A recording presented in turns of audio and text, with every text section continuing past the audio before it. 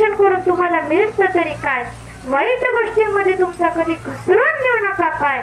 आणि डोळ्यांना दिसणाऱ्या प्रत्येक स्त्रीला जर तुम्हाला म्हणता आला ना माय, तर तुम्हीच आहेत तुकोबाराय, ज्ञानोबाराय आणि छत्रपती शिवराय.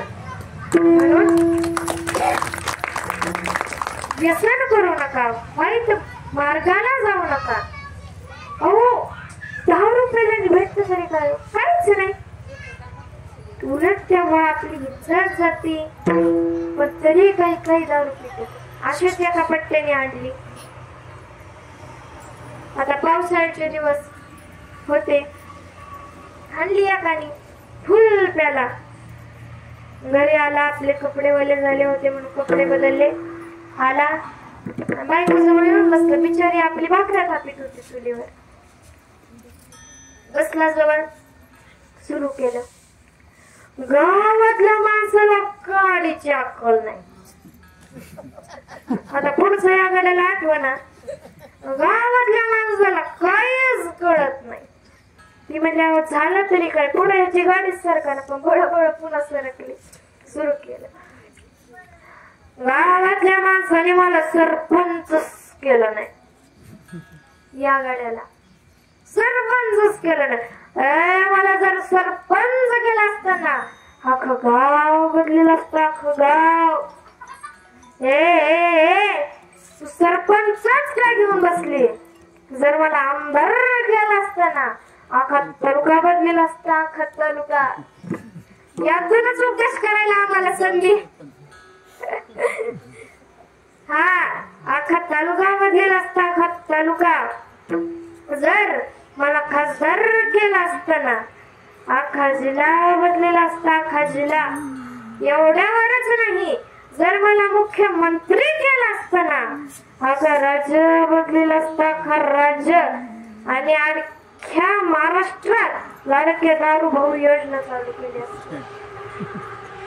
हे तुझा मालक एवढ्यावरच थांबणार नाही. जर मला पंतप्रधान केला असता ना, अख्खा देश बदलेला असता, अख्खा देश. ती बिचारी उठली, हातात पुकार घेतली. त्याला नाही मारायला, बिचारा तिचा डावड आहे. घेतली त्याच्या साईडला, दन दिशेने आदळी महाराज, दन दिशेने. मग ती म्हटली, अरे पिस्तुल्या, अरे तू निघला गाव बदलायला, तालुका बदलायला, जिल्हा बदलायला, राज्य बदलायला, देश बदलायला. अरे तुझं धोतर म्हणून माझं परकर घातलंय, तो पहिल्यांदा बदल. काय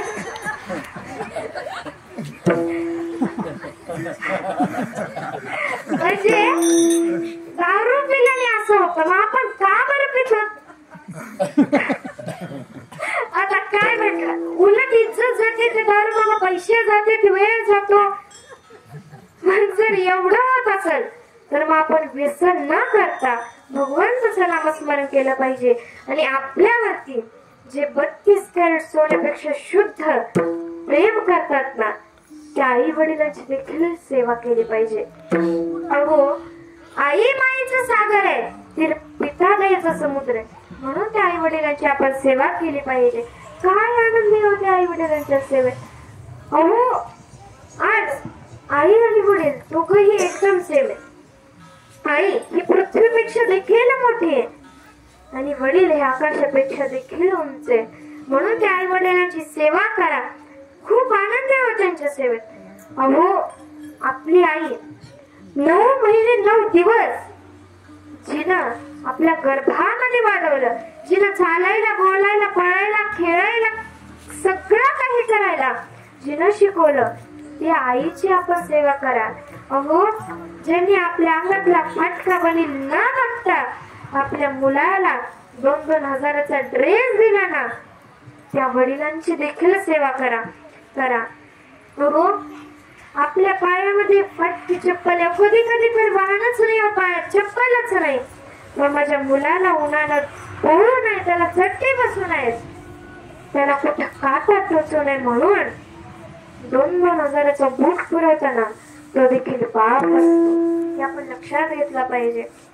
अहो, आज जर कुठं मुलाचं दुखत असतं असलं तर फॅन खाली बसून आपल्या बाळाची काळजी करत मनपट्टी करणारी आपल्याला आई दिसतेच. आई खूप श्रेष्ठ आहे, त्याच सोबत वडील देखील. परंतु त्या दवाखान्याचं बिल भरण्याकरिता हाडाची काढ आणि रक्ताचं पाणी करणारा जो बाप आहे ना, तो देखील आपण बघितलाच पाहिजे. अहो, राम वनवासाला जाताना रडणारी कौशल्य आपल्याला दिसतेच. राम वनवासाला जाताना रडणारी कौशल्य आपल्याला दिसतेच. परंतु राम राम राम म्हणून जीव त्यागणारा पण दशरथ कोणी बघितलाय का? तर नाही. अहो, ज्यावेळेस कैदखान्यामध्ये श्रीकृष्णांचा जन्म झाला त्यावेळेस वेदनेने तडफणारी देवकी माता आपल्या सर्वांना दिसतेच. खरंच तिला देखील खूप त्रास झाला, परंतु माझ्या कृष्णाला काही होऊ नये. बाहेर मुसळधार पाऊस चालू, विजेचा कडकडाट चालू, मुसळधार वारा सुटलाय, नदीला पूर आलाय, पण माझ्या कृष्णाला काही होऊ नये म्हणून आपल्या प्राण्याची चिंता न करता जे यमुनेतून नाका तोंडापर्यंत पाणी आलं तरी जातात ते वासुदेव कोणी बघितलं का? नाही. अहो, वडील देखील खूप श्रेष्ठ आहेत, पण त्याचप्रमाणे आई देखील खूप श्रेष्ठ आहे. अहो, असाच एक राजू नावाचा छोटा मुलगा, खूप मोठा चौकस. त्याचे वडील डॉक्टर होते आणि तो त्याचा दवाखाना त्याच्या वाड्यातच होता. हा राजू सकाळी उठायचा, आंघोळ वगैरे करायचा, शाळेत जायचा, आल्यानंतर अभ्यास करायचा, खेळायला जायचा. एके दिवशी झोपेतून उठला, अभ्यास करायला घेतला, तेवढ्यात मित्र आले. ए राजू, चल खेळायला. खेळायला गेला. खेळून झाल्यानंतर ठरवलं आपल्या बाबांच्या दवाखान्यात जायचं. बाबांच्या दवाखान्यात